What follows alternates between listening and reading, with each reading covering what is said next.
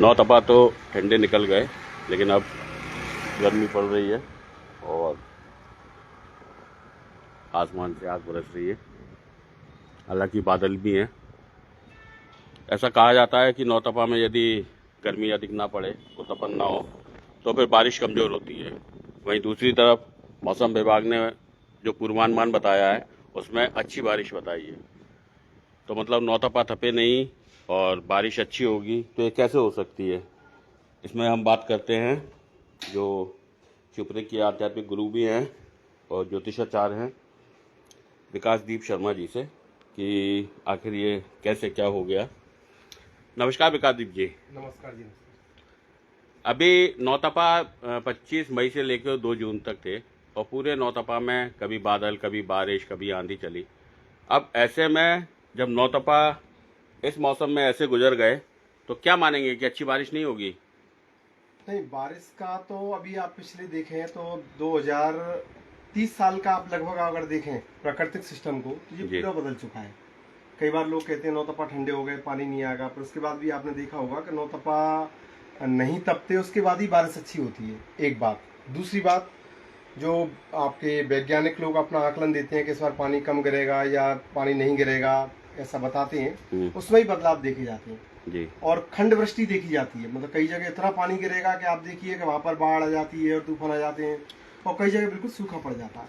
तो इसका मूल कारण है कि हमारा जो ब्रह्मांडीय जो व्यवस्था है वो पिछले कई सालों से बदल चुकी है, जिसको अपन कहते हैं कि हमारे पूरी प्रकृति को 5 तत्वों में मैनेज किया है। पृथ्वी, जल, अग्नि, इन सबका बैलेंसिंग है जी। एक भी बैलेंस कहीं बिगड़ता है तो वो सारी व्यवस्था बिगड़ती है। जैसे आप देखिए केदारनाथ पर लोग यात्रा करने जाते हैं तो वहां पर एकदम पहाड़ गिर जाते हैं। पहाड़ गिरने का कारण क्या है? वो पेड़ों से मिट्टी रुकी हुई है, पानी रुका हुआ है, एकदम वो पेड़ों की जड़ें कमजोर हुई और पहाड़ गिर जाता है, क्योंकि उनके रुकने का मतलब आप कहीं ना कहीं इस जो असंतुलन आया है, तो इसके पीछे आप पर्यावरणीय जो नुकसान है, जो प्रकृति को नुकसान पहुंचाया गया है विकास के नाम पर, उसमें कहीं ना कहीं ज्यादा नुकसान हो गया, उसकी भरपाई नहीं हो पाई, यही वजह मानते हैं? भैया ऐसा है कि आप देखिए कि जो अपने इस देश में विकास काफी हुआ है, इसमें दो मत नहीं है, लेकिन विकास के नाम पर कई व्यवस्था बिगड़ी या बदली है। जैसे 4 लाइन बने, 8 लाइन बने, तो नेचुरल सी बात है उस समय काफी पेड़ काटे गए होंगे, अपन इस बात को स्वीकार करते हैं। और शासन प्रशासन के द्वारा उन पेड़ों को लगाया भी गया होगा, इस बात को भी मानते हैं। पर पहली बात तो जिस पेड़ को आज लगाया है उस पेड़ को डेवलप होने में कम से कम 15 से 20 साल का समय अपन को लगेगा। एक बात। लेकिन अपने यहाँ जो हाईवे दोनों निकले, इनको तो बने हुए 8-8, 10-10 साल हो गए, है ना? तो या 4-5 साल हो गए, तो इतने में तो पेड़ दिखना चाहिए था। नहीं, पेड़ लगाना एक अलग बात है, पर उन पेड़ों की देखरेख करना एक अलग बात है। जैसे पेड़, कई आपने भी देखा होगा कई अभियान में पेड़ लगाए जाते हैं। मेरा किसी से कोई विरोध नहीं है, पर जिन चीजों को मैं देखता हूँ कि पेड़ लगाए गए, पर क्या 2 साल बाद या 3 साल बाद पुनः उन पेड़ों की फोटो दिखाए जाते हैं कि ये पेड़ आज इतना बड़ा हुआ।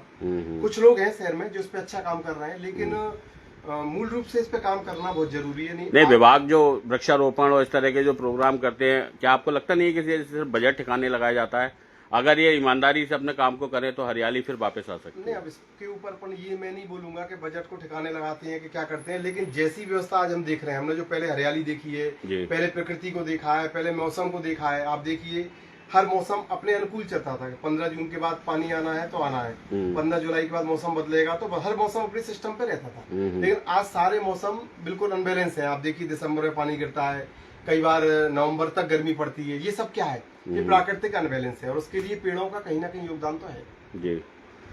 तो मतलब आपका मानना है कि यदि हम खुद जीवित रहना चाहते हैं, क्योंकि अब जो तपन पड़ रही है, जो गर्मी पड़ रही है, उसमें एक साथ कई लोग बीमार भी हो रहे हैं, लोग की डेथ भी हो रही है, तो आपका क्या मानना है कि पर्यावरणीय संतुलन के लिए क्या करना होगा हर आम जन को? देखो, मेरे को तो एक मेरा अपना मत सुझाव है, या मेरा मन जो कहता है क्या मैसेज है होना चाहिए। जैसे कि आज अगर इसके लिए अपन सख्ती नहीं करेंगे, जैसे किसी व्यक्ति की नौकरी लगी और आपने, शासन ने उनको ऐसा निर्देश दिया या ऐसा नियम पारित हुआ कि आपको नौकरी के टाइम से लेके 5 साल में एक पेड़ डेवलप करके देना है, और 5वीं साल पे उस पेड़ का फोटो के साथ उनको सम्मानित भी किया जाए।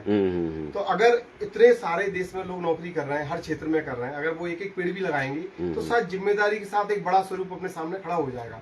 ये एक तरीका हो सकता है। बाकी मैंने भी कोई पेड़ लगाया, वो कितना डेवलप होगा मुझे नहीं मालूम। अगर मैं उसकी देखरेख नहीं करूंगा तो नेचुरल सी बात है, जानवर खा जाएगा, हवा से टूट जाएगा, तो उनकी देखरेख करना बहुत जरूरी है। दूसरी बात, आप अगर पेड़ों से देखो, हवा की व्यवस्था पेड़ों से है, मिट्टी का जो संकलन रोकने हाँ। का तरीका वो पेड़ों से है।